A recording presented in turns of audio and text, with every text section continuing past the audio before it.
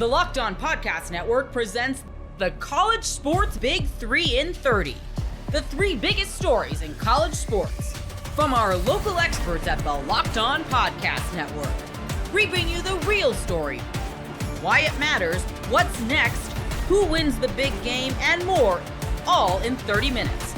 The College Sports Big 3 in 30 starts now with the biggest story in college sports.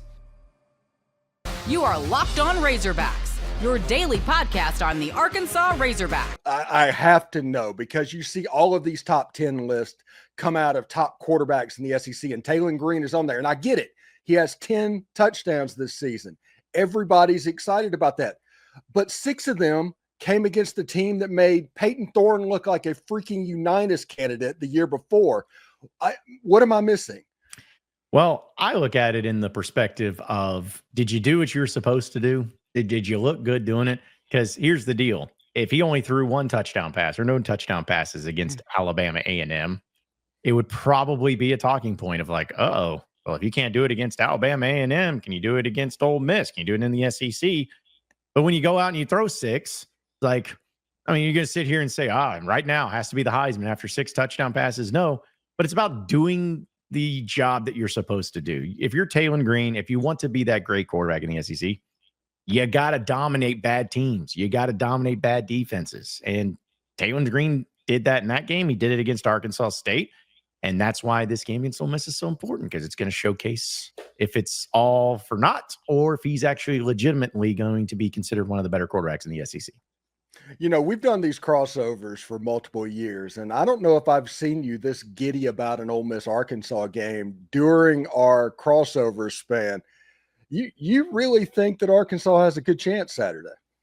Well, I think the reason you just haven't seen it is because we haven't played this early in the season. You know? That's true. Things haven't gone wrong. I mean, last year was a little bit earlier, but Arkansas already lost a few games leading into that. The year before that, I believe, was at the end of the season, like second to last. It was cold. Yeah. That was the Auburn lane thing, wasn't it? Yeah. No, that was 3 years ago. That was 2022. Correct. Yeah. And then there was that, and then year before that was late. So I think that's a big part of it. And Arkansas is undefeated. And again, I know that they have not played high-level competition. I'm not sitting here saying that they have. But you can only play the games in front of you. And in the 2 games that they've played, they've looked really good. It's not to say it's been perfect. I mean, Taylor Green's thrown 2 interceptions. Their defense has had some issues here and there. Definitely far from perfect, but so far the season's perfect. And I think from the perspective of Razorback fans, there's optimism there. But, Ole Miss, you're undefeated too, playing much better competition. But I think after seeing that Kentucky game and maybe Austin Simmons, not saying Arkansas fans feel for sure they're going to win, but they feel a little bit more confident that it could happen based on those things that we've seen. Yeah, I think I saw a stat on Twitter that since 2021, Ole Miss is like the 6th highest winning percentage at home, which that kind of surprised me a little bit because of the history of the program and all of that. But yeah, I feel pretty good about it. I think I'll put it like this. If both teams play their A games, Ole Miss is going to win. Ole Miss has to help out Arkansas. The interceptions, turnover on downs, bad penalties, the sloppiness, they have to help out Arkansas for that to happen. But you don't have to help out Arkansas as much as you did last year, if that makes sense. Yeah, no, 100%. I see it the same way, where if we're just talking about on paper, matching up rosters, matching up talent, matching up coaching, all of those things, if both teams play their A game, if both coaches coach their A game, Ole Miss wins. And I don't think that's a controversial take. But as we all know, college football never goes according to plan, especially in this game. And also, too, I think Ole Miss has won the last 2, but Sam Pittman's had some success against Ole Miss. It's not like this boogeyman like Missouri or A&M that he just can't figure out ways to beat. There's been some success. There's been some wild things. And I know that these rosters are different. Obviously, Bobby Petrino is being the offense coordinator there, and he's doing a good job so far. It's just, it gives, I think, Razorback fans hope that if we're going to get excited about this year, if we're going to feel good about this year, which nobody did going into it, it's got to be starting with a win over Ole Miss. Because if Arkansas does it, it changes everybody's mind and narrative. But I agree. If Ole Miss plays their A game, they win this game. It's just a matter of, does Arkansas play their A game and keep it close, or do they play like they did last year and get records set on them? Yeah, and I don't think that Arkansas fans need to like go all in on this. Well, now you want this game because this is the drunk uncle of SEC football. I mean, crazy stuff can happen. I mean, somebody that's been dead for 30 years could like turn up in the crowd and you're like, oh, it's the Ole Miss Arkansas game. That makes sense. But I think the Notre Dame game is more of the perception game than even the Ole Miss game would be for Arkansas fans.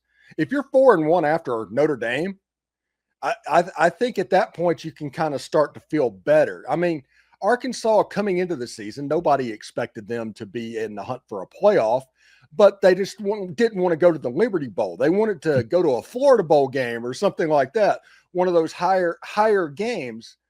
And I think a win out of Notre Dame would probably give them a little bit of the belief because that's a home game, if I'm correct, right? Yeah, it's at the right old time at 11 a.m. On a Saturday. Really? They set that at 11? Of course they did. I mean, that's just what happens. I know Razorback fans are very upset because this is the first time Arkansas and Notre Dame have ever played in history. It'll probably be the only time we ever see Notre Dame come to Fayetteville. So it's very disappointing on that front. And I get what you're saying about that.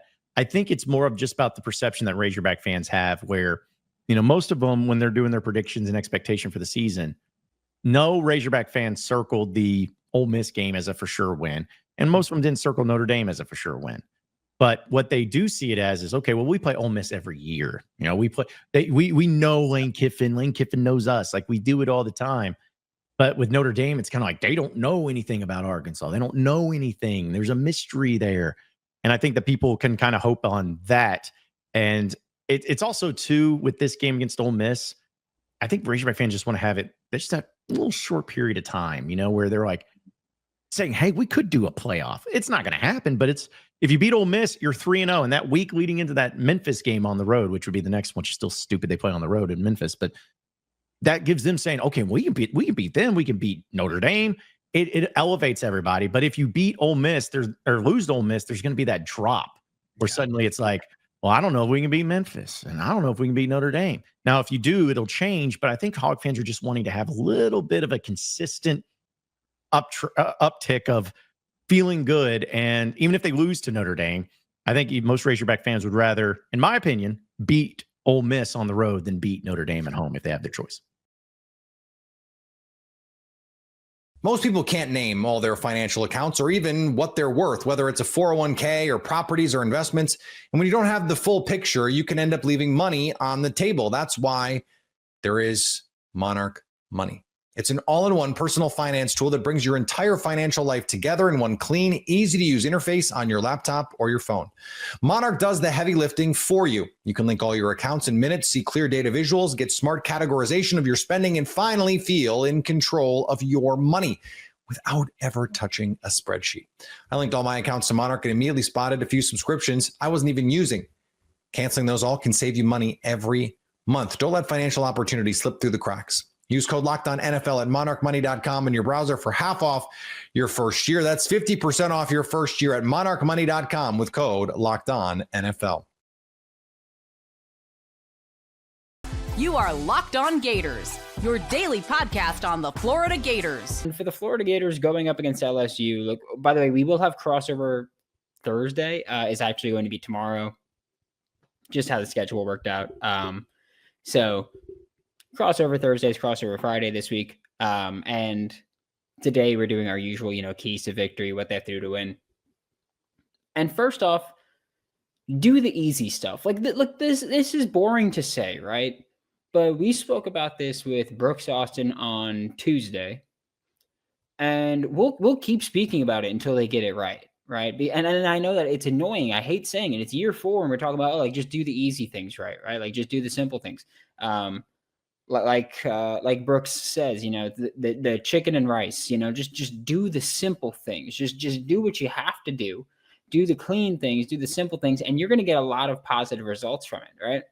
And I will also say this, because I know that once I started with, if Florida's going to win, here's how they do it. I'm sure there were people that went, Florida's not going to win. Maybe not, right? Maybe not. But I'm not going to sit here and go, Florida can't win. You know why I'm not going to sit here and go, Florida can't win that game? Because that's loser energy. That's a loser mentality. And you are a loser if you feel that way. That's how losers feel. Okay? Even if you do want Billy fired, it ain't happening after a loss to LSU. I highly doubt that, right? So, and we had this last year. It's like, wanting a change, but wanting to win every game. Like, I'm not going to sit here and say Florida can't win. I get it. They lost to USF. That doesn't mean that you can't turn it around. Like, they lost to USF in a game where they played horrendously. A bunch of the things that they do poorly that happen every week, whether it's penalties or whether it's just not seeming prepared in some areas, no matter what it is, all of those happened against USF. So I'm not going to say that they can't go out there and win a game. I don't know if they will, right? It's probably not likely, but to say they can't, hell no, not going to do that. But it's boring to say, but it's true that Florida has to do the easy stuff, right? And you can look at, it felt like everybody and their mother all of a sudden wanted to do an all 22 breakdown of Florida after the USF loss. Watch any of them, right? Watch Brooks Austin with Film Guy Network. Watch, or I guess read swampsignal.substack.com. Read Zach Goodall did it with 24/7. Gator Nation Football Pod did it. There were other people, right? I think Seth Varnador did it. I think. There were a ton of people that did all 22 breakdowns, right? Watch the film, and everybody's going to tell you the same thing in some areas, right? They're going to tell you, hey, receivers were open. They were, and I'm not using this as justification for the scheme or the play calling or anything, but I am saying that there were multiple times during that game where receivers were open. And whether it was they didn't catch it or DJ Lagway missed the throw, they were incomplete passes. And at a higher rate than usual, right? Every game there's an open receiver where the quarterback misses it, whether he throws it in the dirt, airmails it, whether it's a drop, whatever it is. There's always incomplete passes that should have been completed. But last week they happened at such a high clip, it was crazy. Do the simple things, right? Like receivers that were open, that were missed, even if they weren't missed physically, like DJ Lagway just didn't see him. Find it, like watch the film and go, okay, like if a team's giving me this look, I might have that look available. Like I might have that receiver, or tight end or running back or whoever it may be. Find those receivers that were open and get them the football this time. If you missed the throw because you wanted to shoot a fadeaway, if you missed the throw because you were rolling and you rushed it a little bit, fix it. Fix it, okay? Like these are things that you can fix. So fix those things. There's some things you're not going to be able to fix, right? But those are things you can fix. Touchdowns taken off the board because of penalties. We had Tony Livingston had one taken off the board because of a Hayden Hansen offensive pass interference, which is the only call that I really, really disliked. That was the only call that I really disliked, just because I thought it was BS. Just because he wasn't blocking anybody. Like the thing is usually with OPI is they often call those when you start blocking. He wasn't blocking. He ran into a guy and pushed off a bit. Yeah, sure. And had he been targeted, OPI absolutely should have been called. But here's the thing. He wasn't targeted. And I don't even think he really pushed off. He extended his arms a bit, created a little bit of separation, sure. But that was it. Jacoby Jackson scored a rushing touchdown that got taken back with a hold. There were so many times where you had points. You had them. You had 7 points, and you lost them, and you settled for 3, and then you lost the game. One of those touchdowns, you win. I know that's not really how it works because obviously then the whole game would have gone differently, but you get the point. You get the point. Missed assignments in the run game and in the offensive line run game. We saw the clip that J. Bud Davis posted of where he initially posted it saying, having Trey Wilson try to wham block a D tackle doesn't seem like a good idea. But you watch the film and we had, I forgot who it was. It was Max Toscano, I think it was. He quote tweeted it. And he was like, hey, this is duo wrap. So what really happened was whoever was supposed to duo block that edge, if that was the duo man, whoever was supposed to get that edge, D lineman, we'll say, didn't. And then Trey tried to make the play, like stuff like that. Like you can't have that. You can't have guys just whiffing blocks. You can't have guys just completely not even attempting to block. Like, I would rather you go out there and lose the block, like lose your matchup, than just watch you screw the play call up. Like either way, you're losing a rep, right? But at least if I'm losing a rep because I was mentally prepared and just not physically good enough, I can at least hang my head higher there, right? At least maybe that's just the way that I look at it, but I look at it that way. Things like that, just missing assignments. It's not acceptable in year 4, especially when your offensive line, we're like, oh yeah, everybody that's on the O-line, everybody that's in the 2 deep was here last year. It's crazy to have that kind of retention rate on the offensive line. And yet somehow we got some guys in year 3 as starters, which I will also say, I can't remember a time specifically where I think Jake Slaughter or Austin Barber just assignment-wise blew the block. But you got guys that are multi-year starters here, and we've got missed assignments on the offensive line. Like, figure it out. Things like that shouldn't be happening. Again, I'm fine if you're losing reps, if you're losing this, if you're losing that, but you're shooting yourself in the foot, and it's incredibly frustrating, not just from a wanting to see clean football perspective, but from being a fan of the team. I want to see you not shoot yourself in the foot all the time. It's ridiculous. It's embarrassing to watch too. And it's embarrassing to be a fan. And I got like 45 text messages after that damn game of just people. I got an LSU fan laughing, texting me, but I got 45 text messages from people just talking about the game. When Florida lost, how the hell did that happen? Florida lost, like a whole bunch of stuff like that, just trash talk. It's embarrassing to have happen when the reason it happened isn't because, oh yeah, like they just really showed up and kicked our ass. Like, no, we just screwed up every step of the way. Do the simple things, do the easy stuff, do the basic stuff. Those mistakes shouldn't happen.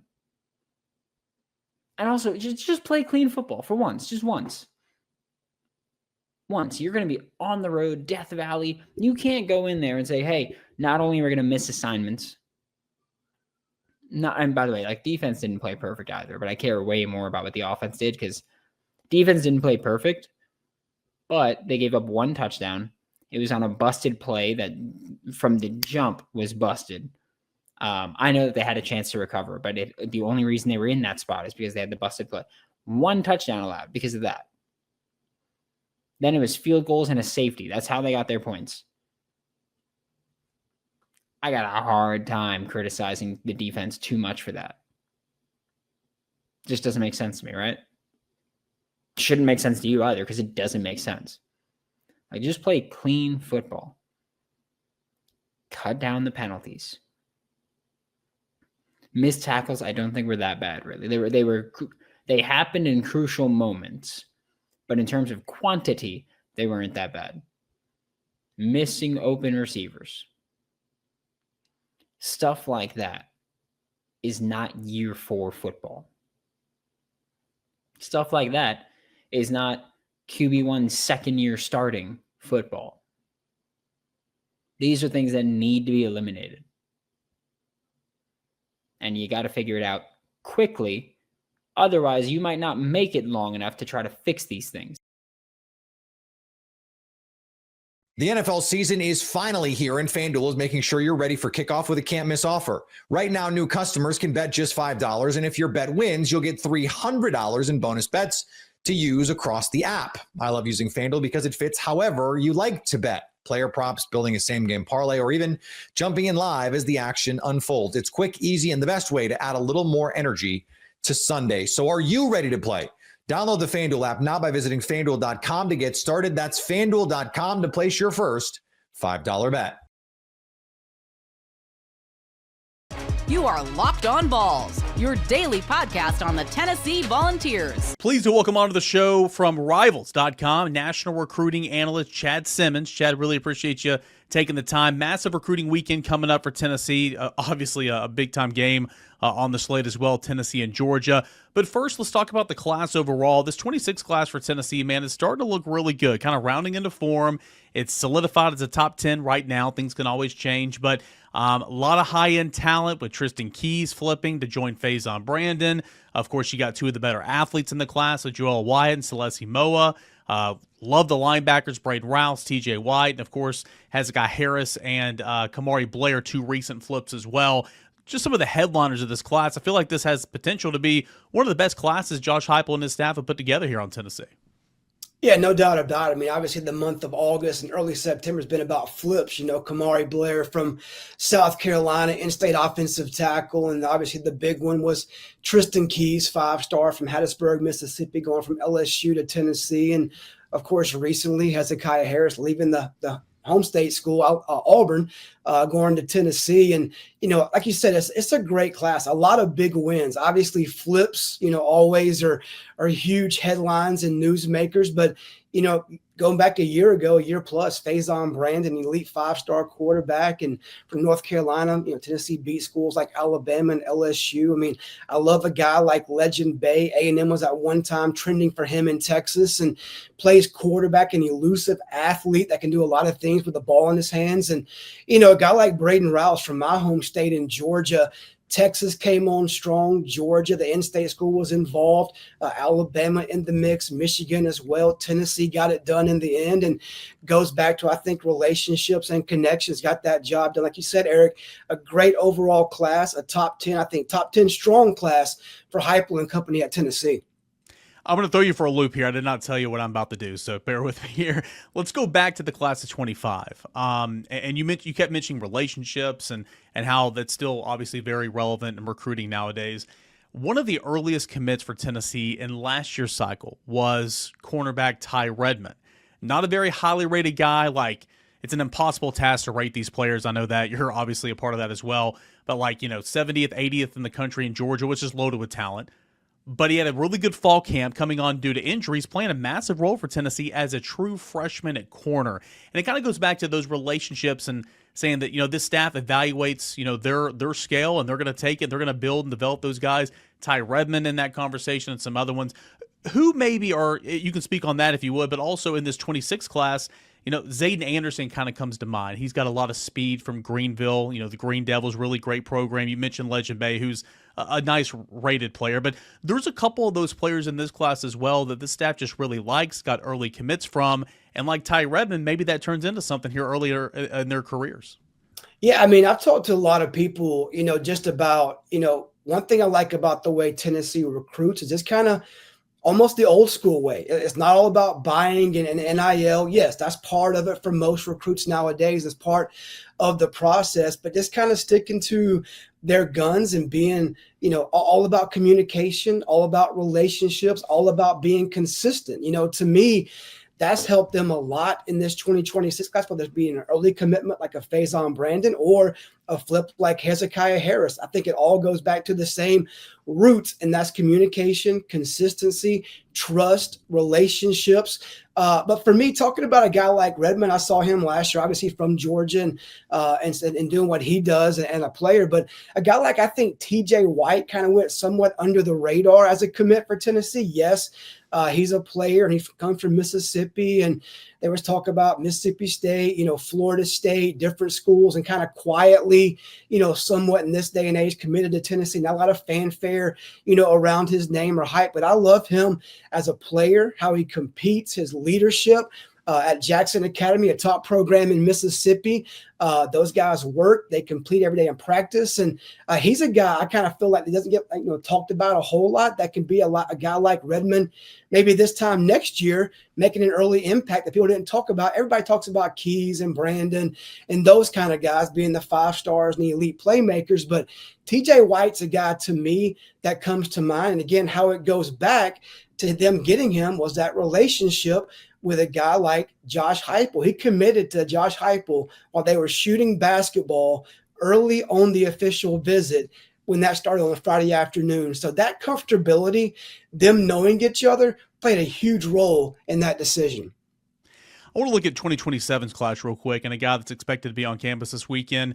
Man, one of the top running backs from the state of Tennessee, from Baylor. And you kind of think about it, man, and kind of laugh, but it's kind of true. Baylor's kind of turning into a little bit of a pipeline for Tennessee, right? With guys on the team right now, current commits in the class. David Gabriel Georges. Man, I think he looks like a guy that's SEC ready, and that's crazy to say about a high school athlete right now. But if you just turn on the tape and look at him, he fits the bill, literally. Ohio State very much involved in this one. Tennessee is as well. Still early in his recruitment, but where do you have Tennessee in this one for David Gabriel Georges? Yeah, I mean, I think, depending on, again, kind of who you talk to or the sources that you have, I think Tennessee's one or two. I think you mentioned Ohio State. He was there for the Texas game. He'll be back in Knoxville this weekend. He's been to both of those programs in Columbus and Knoxville around 3, 4, 5 times each. He knows the coaching staffs very well, knows some players on each team. And like you said, Tennessee will love nothing more for it to be a true pipeline down to Chattanooga at Baylor with a guy like this. Like you said, he looks the part. I could see him playing like right now, for a team like Ohio State, Tennessee, Georgia, Oregon. He has those physical traits, that ability, that kind of strength. And he's also very mature off the field for just being a junior in high school as well. He comes from Canada, so he's not from the South. He's not from SEC country. But he knows all about Rocky Top and Tennessee football, and they're very much in this race. Another 27 class in-state commit, but not for Tennessee. Oregon. Tennessee's still in this one. Recruitment's not over, but Keyshawn Bowman went ahead and pulled the trigger early for Oregon. 6'1", 180 from Brentwood Academy. We did a rivalry Thursday game last week with him and George McIntyre against Tyreek King. That was a whole lot of fun. And I remember leaving that stadium, and I'm just like, man, why has Tennessee not gotten this guy on the boat already? I know it's early, but this guy's real talent. Tennessee's not going away in this one, right? They are not. I think if anything, again, going back, they're being consistent and say, look, man, you're a top guy for us. You have a place here. We know you're committed to Oregon. But look, you're not signing for another year plus. So a long way to go. And I think all of us from a national perspective were a little bit, caught off guard when he committed to Oregon when he did, as early as he did, knowing at that time, at least for me, I felt Tennessee was in the best position at the time that he committed. And they're still not going away, still keeping that communication consistent. He'll be in Knoxville this weekend for Georgia. Wouldn't be surprised if he's back in Knoxville for another game later on this fall. And I feel like Tennessee is Oregon's biggest competition. He was at Ohio State. They're in the mix. He's going to Texas in November as well. They're in there. But I think if you're worried about anybody, I think it starts with Tennessee. Star-studded affair this weekend coming on campus for Tennessee and Georgia. Obviously, there were a couple guys on campus, for the home opener. This past weekend against ETSU, but the main event's coming up here in a couple of days. We mentioned Bowman, we mentioned a couple other guys, but Donovan Moore, Lawrence Britt, Princeton, UFO, some of the other that are kind of headlining the weekend. Anything stand out about those three or anybody else that's set to be on campus this weekend? Yeah, I mean, I think Tennessee is in a great spot with UFO. I think they got on him early. They've gotten him on campus multiple times, started to build that relationship with the 2027 O-tackle in their home state. I think a guy kind of opposite with Donovan Moore, being from Alabama, an elite player on that 5-star track right now from Alabama. I think Auburn probably is the early favorite, the early school trending. So getting him back on campus, obviously Rodney Garner knows that state extremely well, playing at Auburn, coaching in the SEC footprint throughout his career. And they've had some success in that state. So getting him back on campus will be a good opportunity for Tennessee to kind of make that move and somewhat maybe close that gap with them in Auburn. But I think overall it's going to be a monster weekend in Knoxville. There will be top recruits we know about coming now, maybe some surprises coming on later in the week as well. A great opportunity for Tennessee to put on a great show against Georgia this weekend. Chad Simmons, one of the best in the business that covers recruiting at a national level. Rivals powering the recruiting coverage of On3. You do great work, man. What for the viewers that are watching, listening to the show right now, where can we follow your work? What do you have coming up throughout the week? Some staples, or how can we get involved more in Tennessee football recruiting, and of course on a national perspective as well?